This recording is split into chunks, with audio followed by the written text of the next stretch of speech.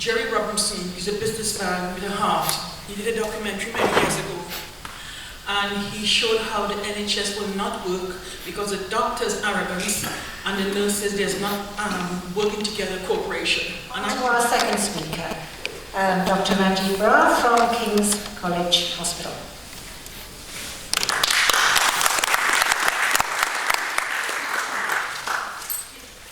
Thank you very much. It's a pleasure to be here, with my fellow speakers, and a pleasure to be invited by Keep NHS Public. I kind of feel a bit guilty already that I'm one of the arrogant doctors who's the problem and bringing down the NHS. But there is, like in all criticisms, there's an element of truth, and I think we have to acknowledge that. I think there's been, so I should say, I'm Ranjeet Brar. I work as a vascular surgeon, but I'm a very senior junior doctor. Now just switched from King's to St Thomas's. And there's, one of the interesting things that people have realised what junior doctor means. Pretty much everyone who's not a consultant. I guess that's a point that you're all familiar with now.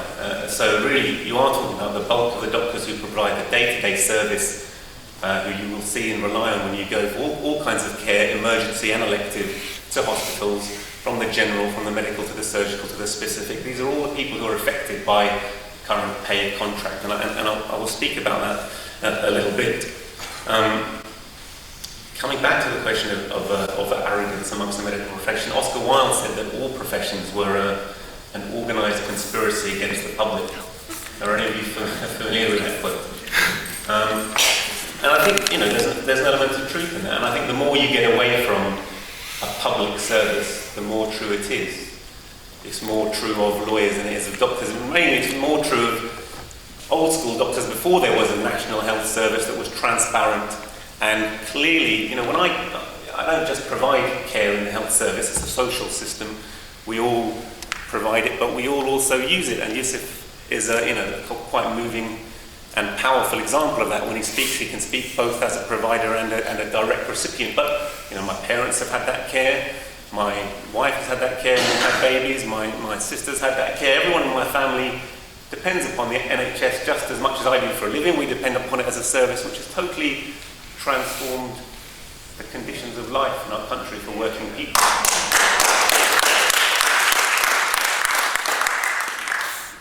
I just wonder, I guess we're preaching to the converted, but it's still lovely to see so many people out. Is there anyone here, the quick show of hands, who actually thinks that, business efficiency will bring improvements to the National Health Service? I'm really happy, so I don't have to labour the point, really. Well, easy for you, and yet the levels of propaganda. I think that's a really good point that Youssef made. That what we're not seeing is evidence-based policy, but policy-based evidence. Evidence is being manufactured. This whole question of 7-day working, this whole question of weekend mortality is what we're bombarded with. Now, who wants to, live with the idea that if you go to hospital at certain times, you're more likely to die? But the bottom line is nothing is absolutely uniform, and the reasons for that were not elucidated. In fact, probably the population group who go to hospital out of hours and at weekends are a sicker group, because you're going as emergency with emergency conditions with a higher likely to have complications. And so when you say that, you're more likely to die if you're very, very sick than if you're quite well but are having something elective done. It's like a no-brainer. There's no need to privatise the NHS off the back of that statistic. But it's precisely that kind of fear that's used, a bit like Naomi Klein's The Shock Doctrine, where you generate fear, and off the back of that fear, in people's panic, you kind of misdirect them and you can push any policy you want. And it's the kind of policy that we've seen driven again and again, like a cart and horses through the original idea of the National Health Service. I wish that it was just the Tory party who were doing it. My experience, even while I've been a doctor, I qualified in 2002, I went to medical school in 1997. I decided, I guess, a couple of years before that I wanted to be a doctor because I thought I had the necessary quality of arrogance. But I've seen, even in my time, I've seen that it wasn't. I was born as a child of Thatcher, if you like, and it was probably Thatcher's advisors who were the first to think long-term strategically, how can we push this idea through? And it has been a conspiracy because it's not been open and transparent debate. I think you're relatively representative. If people are sold on the ideas of the free market, and there are people out there who are, it's very transparent in the system of health. If the market can do anything, it provides services for money. And if you don't have money, it doesn't provide services. And if in the entire world, 62 people have as much wealth as half the world's population, they have as much right to services that all of the wealth produced by our labour as half the world's population. Now, if you imagine that's going to deliver very democratic systems of healthcare, you can see why, people starve, why research isn't directed towards malaria and tuberculosis and the things that kill millions of people, but a stent, which, I'm responsible for deploying, but a stent within someone's artery in the first world countries, all of those, that lack of equality in healthcare that comes on a worldwide scale absolutely can come to an individual country if you have a system that's purely based on wealth, because if you don't have the money to provide, to pay for your care, you won't receive it. And, I've been as an elective student to countries where they don't have a national health service, and I've seen people who literally turn up and need a bag of fluid to save their lives and who don't get that care. And it's a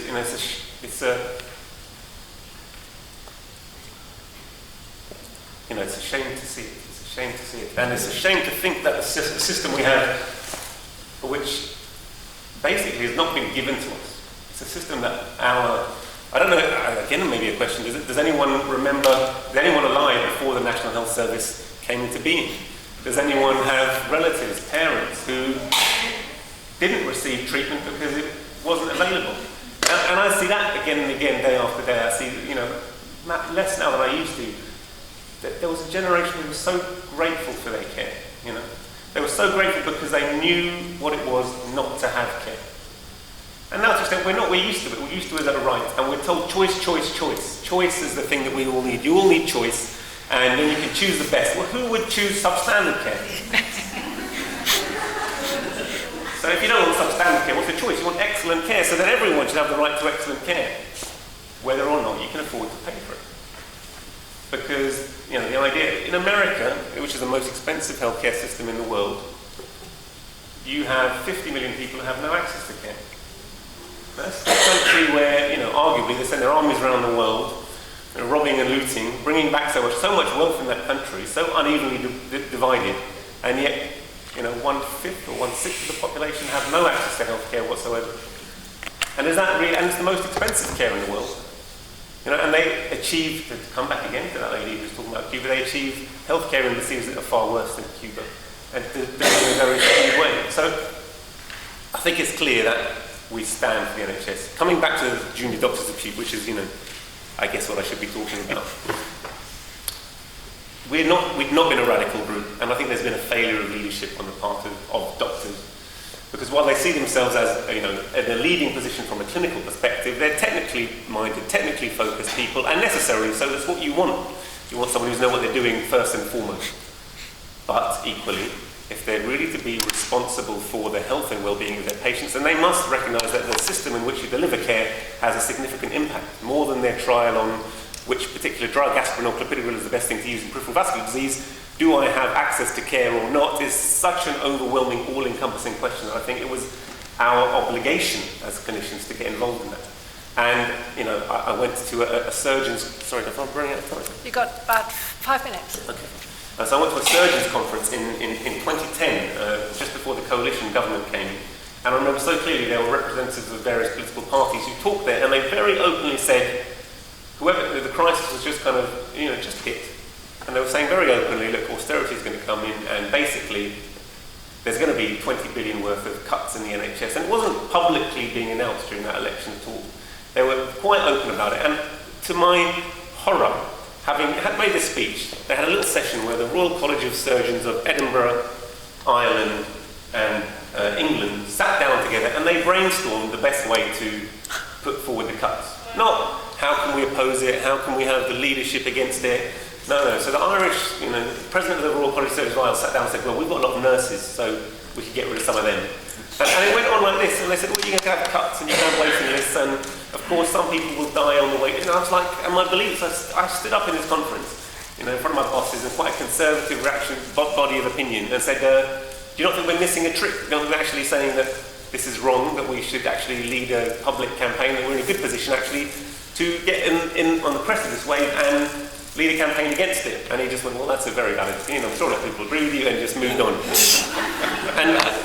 and the bottom line is that that's been the problem, that we've had a conservative, group of leaders of the profession, people who think that maybe they're quite slightly petty bourgeois, maybe they'll have a private practice, and maybe they'll be all right, and maybe privatisation will affect other people, won't meet. So there's always people who think they'll position themselves well enough that it won't affect them, or will fool themselves with this mantra that Gordon Brown had, after all, and Tony Blair had when they introduced PFI and introduced, so many aspects of the private penetration of the market into our healthcare system, internal marketisation, all of the things that New Labour did to our health service. Beg your pardon? No. I didn't hear you, sorry. I said a good word. You used the word penetration. You could have used another Anglo-Saxon term.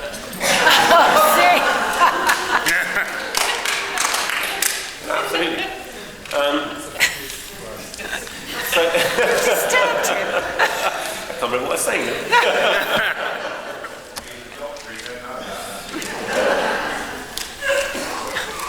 But the bottom line is, the market doesn't serve the interests of people who can't pay huge amounts of money for healthcare.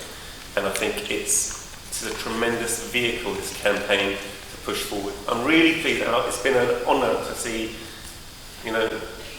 I've always been quite political, but I've never been involved in medical politics, because I've not found it a receptive environment to talk to people. And I must say, one thing we've got to say for Jeremy Hunt is that he's a great radicaliser. I mean, it's been a great honour and privilege for me to find out that so many of my colleagues, my cohort of colleagues, juniors and colleagues, are actually fiercely wedded to the idea of the National Health Service, that we do find it an honour and a privilege to go to work, to be able to provide the care that we're trained to provide without worrying about people's ability to pay. It's something that makes it tremendously rewarding profession, a rewarding thing to do with your life. It makes it a vocation, not a job. You genuinely feel that it's like the modern day version of the priesthood, I guess. There was why your parents are so keen that you go and give your service. It's like doing public service. To take away the National Health Service, I think, will take away that entire atmosphere and ethos. And I'm very pleased to say that my junior colleagues are going to fight this tooth and nail. The bottom line is the pay contract, which is being peddled as an 11% increase on the basic, just talks about 1 part of our salary. So if our take-home salary, my personal take-home salary, it's not poor. I'm not desperate. Don't worry about it.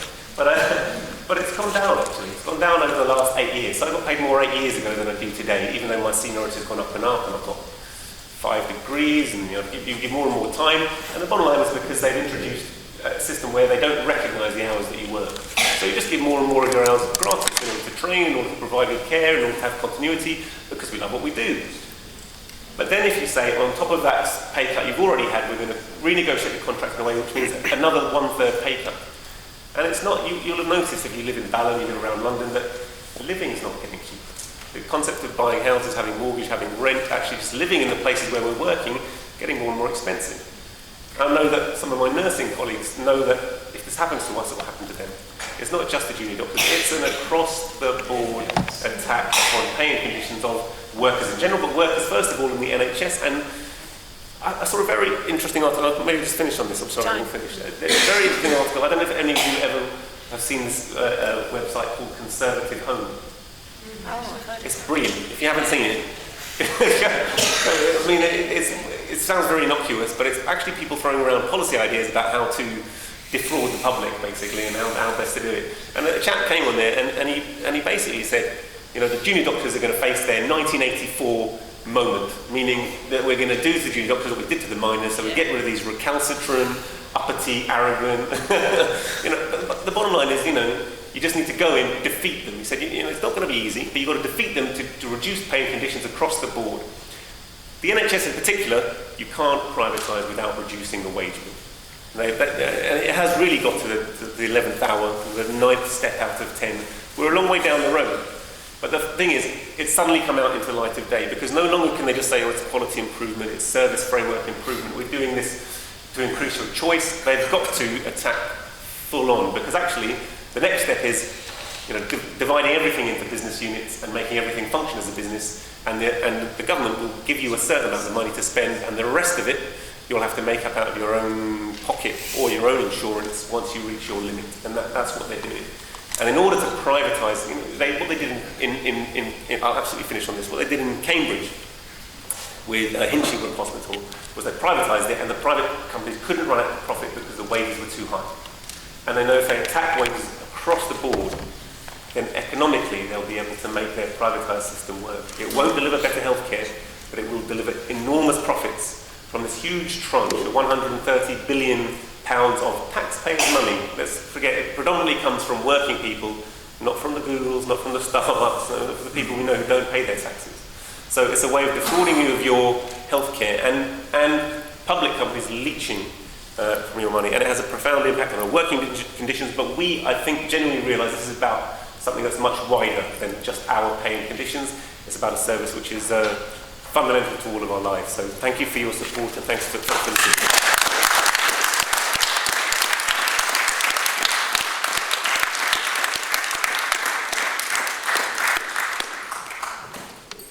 Right, well, I just want to thank the junior doctors for taking the stand, because it's for us as well as them. It's for us to be safe when we go